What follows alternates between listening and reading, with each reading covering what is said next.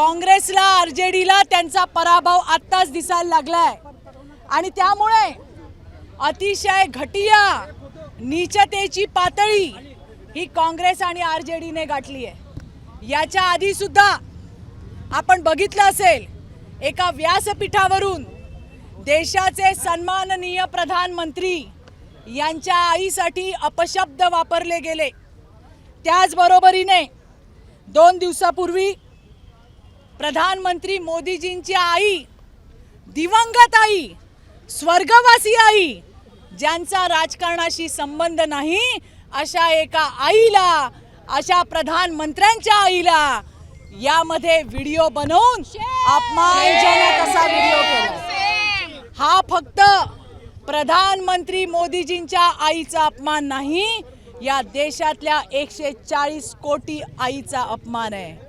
आणि या पप्पूचं असं झालंय, याला याच्या आईने काही शिकवलं नाही, कसं वागायचं, काय बोलायचं हे याला माहिती नाही। भारत माता, ज्या भारत मातेला हा माता म्हणत नाही, तिला वंदन करत नाही, अशा माणसाकडनं दुसऱ्याच्या आईबद्दलची अपेक्षा आपण काय करणार। पण मला हे सांगायचंय काँग्रेसवाल्यांना, आरजेडी वाल्यांना की हा देश तुम्हाला कधीही माफ करणार नाही।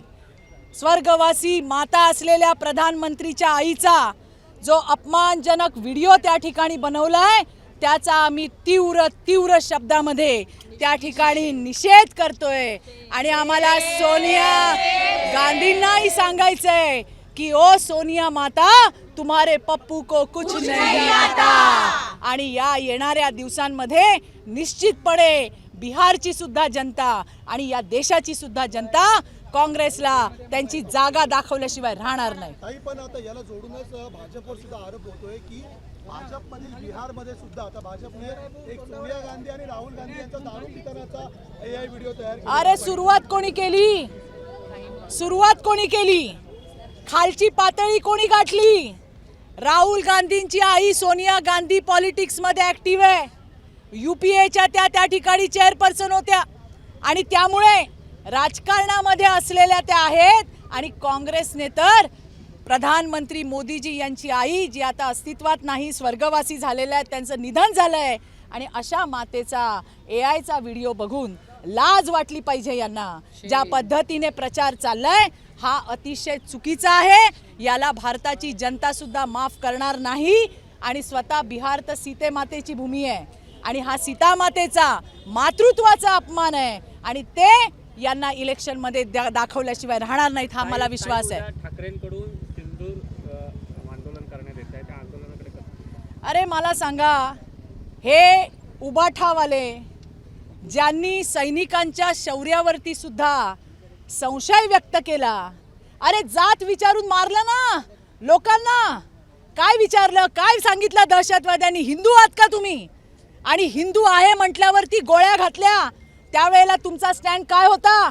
फक्त महानगरपालिकेच्या डोळ्याच्या समोरचं उद्दिष्ट ठेवून हे ढोंग आहे, हा ढोंगीपणा उबाठाचा आहे।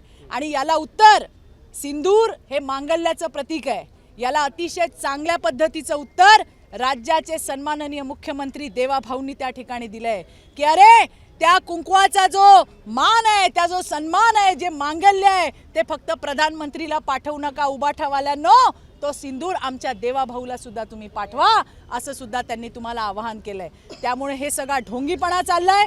जेव्हा हिंदू आहेत का म्हणून गोळ्या घातल्या तेव्हा यांनी कुठला स्टँड घेतला नाही।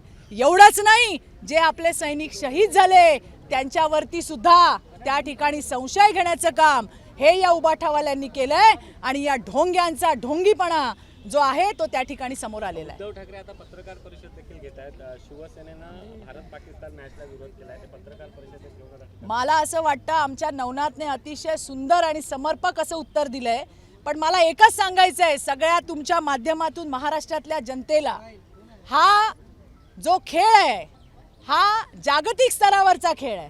ना पाकिस्तानची लोक आपल्या भूमीमध्ये पाय ठेवणार, ना आपली लोक त्यांच्या भूमीमध्ये पाय ठेवणार, पण जागतिक खेळाच्या स्पर्धेमध्ये आपला भारत देश हा मागे राहू शकत नाही आणि त्याच्यामुळे ही स्पर्धा त्या ठिकाणी होतीये। आणि मला सांगायचंय, जे आमच्या नवनाथने सांगितलं की उबाठाचा सर्वज्ञानी त्या ठिकाणी रडत राहूत उद्या भारताचा विजय होणार आहे, त्यावेळेला निश्चितपणे तुमच्या घराच्या समोर, मातोश्रीच्या समोर, सामनाच्या समोर फटाक्याच्या लढी लावायला मात्र विसरू नका, हे तुम्हाला सांगते. आणि नसेल तर आम्हाला सांगा, आम्ही तुम्हाला फटाके आणून देऊ आणि भारताचा आनंदोत्सव त्या ठिकाणी साजरा करू. दुसरीकडे लाडक्या बहिणीचे जे पैसे आहेत त्याच्याकडून मतं विकत घेतली जाते असं देखील आता आरोप होताना पाहायला. लाडक्या बहिणींचा संजय राऊतांनी अपमान केला आहे.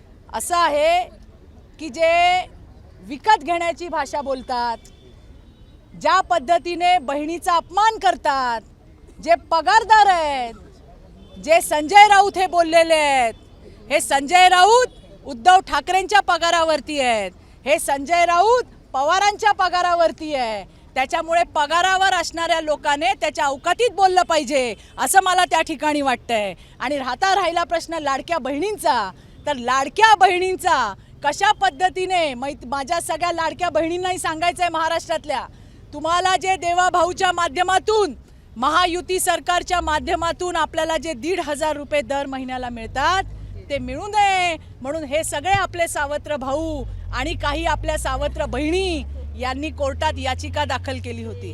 परंतु देवाभाऊने त्या ठिकाणी बहिणींची बाजू इतकी लावून धरलेली आहे आणि यांची आज याचिका फेटाळून लावली आहे.